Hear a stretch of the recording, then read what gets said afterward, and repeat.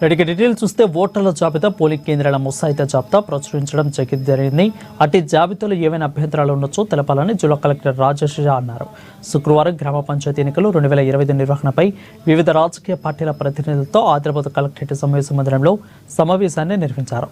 ఇక నేటి నుంచి 30వ తేదీ వరకు కూడా ఎంపీటీఓ కార్యాలయంలో అభ్యంతరాలు తెలపాలని, అభ్యంతరాలను స్వీకరించిన ఎంపీటీఓలు పరిశీలించి తగు సవరణలు చేసి తుది జాబితా ప్రచురణ కోసం పంచాయతీ అధికారికి సమర్పించాలని అన్నారు.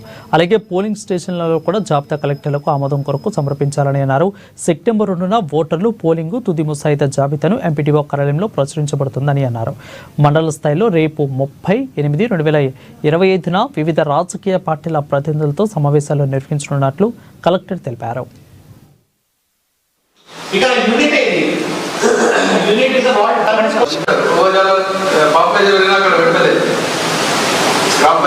అంటే